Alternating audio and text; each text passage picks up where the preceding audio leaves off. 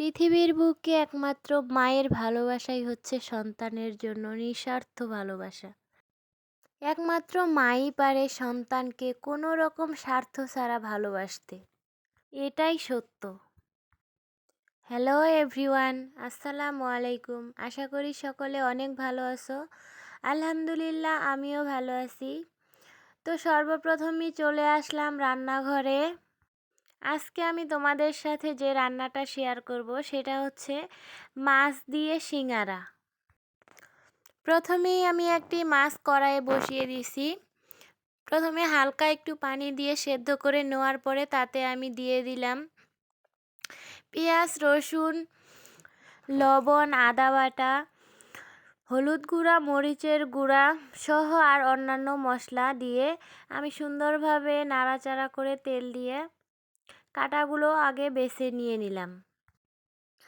সবগুলো উপকরণ একসাথে আমি ভালোভাবে অনেকটা সময় ধরে ভেজে নিব, কারণ এটা যেহেতু মাছ, তো মাছটা ভালোভাবে ভাজতে হবে যেন মাছের কোনো কাঁচা গন্ধ না থাকে, সাথে যেন আমার মশলাগুলোও ভালোভাবে ভাজা হয়ে যায় পেঁয়াজ রসুন সহ। কিছুক্ষণ ভাজার পরে আমি তাতে দিয়ে দিলাম বাদাম। বাদামটা আমি প্রথমেই হালকা একটু ভেজে নিয়েছি কাঁচা গন্ধটা দূর হওয়ার জন্য। বাদামটা দেওয়ার পরেও আমি অনেকক্ষণ ধরে আবারও মাছটা অনেকটা সময় নিয়ে ভাজতেছি, কারণ এটা মাছ যেহেতু সিঙ্গারার পুর বানাবো, এটা ভাজতে ভাজতে সুন্দর ঝরঝরে করতে হবে। একটু যদি ভেজা ভেজা থাকে সেটা কিন্তু খেতে মোটেও ভালো লাগবে না। দেখেন অনেক সুন্দর ভাজা হয়ে গেছে, একেবারে ঝরঝরে হয়ে গেছে সবগুলো মিলে। ওদিকে আমি আগে থেকেই সিঙ্গারা বানানোর জন্য ডোটা তৈরি করে রেখেছিলাম। এবার বেলে নিয়ে সুন্দর করে সাইজ করে কেটে নিয়েছি। কেটে নেওয়া রুটিগুলোর উপরে আমি সুন্দরভাবে এবার পুরটা বসিয়ে দিব। যেহেতু আমি নিজেই নিজের ভিডিওটা করি, তাই সিঙ্গারা বানাতে দু হাতের যেহেতু দরকার হয়, আমি ভিডিওটা দেখাতে পারলাম না। তো অফ ক্যামেরায় আমি সবগুলো সিঙ্গারা সুন্দরভাবে বানিয়ে নিলাম। সিঙ্গারা বানানো প্রায় শেষ হয়ে গেছে। অন্যদিকে আমি চুলায় কড়াইও বসিয়েছি।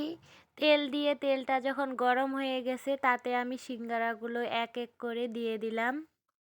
আজকে আমি এই সিঙ্গারাগুলো বানাচ্ছি আমার বড় ছেলের জন্য।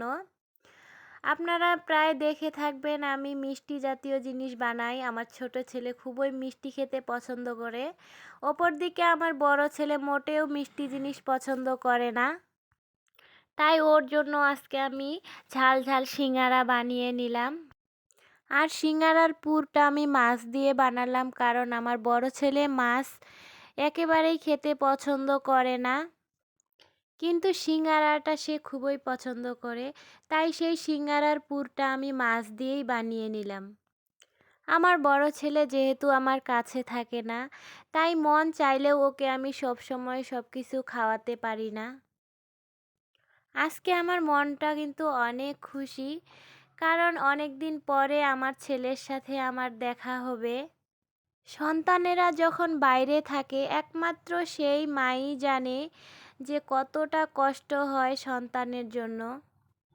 মন চাইলেও সন্তানকে কাছে টেনে নিতে পারি না, এর মতো কষ্ট আর কি আছে। আসলে কি আমরা যতই যা ভাবি না কেন, বাস্তবতাটা অনেক কঠিন। মন না মানলেও অনেক কিছুই মেনে নিতে হয়, এটাই বাস্তবতা।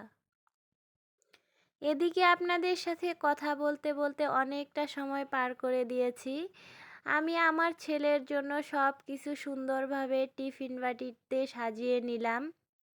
আমি ওর জন্য নিয়ে যাব। সকাল থেকে অনেক তাড়াহুড়ো করে সব কাজ সেরেছি, কারণ একা হাতে যেহেতু সব কিছু সামলিয়ে তারপর বাড়ি থেকে বের হতে হয়, তাই আমি চটপট সব কাজ সেরে রান্না বান্না করে আমার ছেলের জন্য রান্না বান্না সাজিয়ে নিয়ে আমি রেডি হয়ে বের হয়ে গেছি। তো বাড়ি থেকে বের হয়ে রাস্তায় আমি গাড়ির জন্য অপেক্ষা করলাম একটু। তো বেশিক্ষণ অপেক্ষা করতে হয়নি, একটা গাড়ি আমি পেয়ে গেছি, অটো। সেই অটোতে উঠে আমি যাচ্ছি আমার ছেলেকে দেখার জন্য। খুবই ভালো লাগতেছে, আসলে মা তো তো আমি চলে আসলাম। এসে দেখি যে না, গেটটা খোলাই আছে। আমি সোজা গেটের ভিতর ঢুকে গেলাম। তো অপেক্ষা করতেছি, আমার মতো আরও অনেক মাই তাদের সন্তানের জন্য অপেক্ষায় আছে। মায়েরা হয়তো এমনই হয়, সবাই কিন্তু জানি যে কয়টার দিক ছেলেকে দেখা করতে দিবে, কিন্তু তারপরেও গেট ধরে দাঁড়িয়ে আছি। আমি কেন, আরও অন্যান্য মায়েরাও এই গেটে হাত দিয়ে দাঁড়িয়ে আছে, কখন তাদের প্রিয় সন্তানটির মুখ ওরা দেখতে পাবে। তো আমরা পারমিশন পেয়ে গেলাম ভিতরে ঢোকার জন্য। আমি সহ আরও অন্যান্য মায়েরাও ঢুকে পড়লো ভিতরে। এটাই হচ্ছে আমার বড় ছেলের মাদ্রাসা। এটা আমাদের বাড়ি থেকে অনেক অনেক দূরে, তাই ইচ্ছে হলেও ছেলেকে দেখতে সবসময় আসতে পারি না। বাড়িতে যেটাই বানাই না কেন, খেতে বসলেই ছেলের কথা খুব মনে পড়ে। এই তো আমার কলিজার টুকরা বড় ছেলে চলে আসছে, ওকে নিয়ে আমি খাওয়ার রুমে চলে গেলাম। নিজের হাতে ওকে খাইয়ে দিলাম। এটা যে কত বড় শান্তি সেটা একমাত্র মায়েরাই জানে। ভালো থাকুক সকল মায়ের সন্তান, মানুষের মতো মানুষ হয়ে গড়ে উঠুক। খোদা হাফেজ।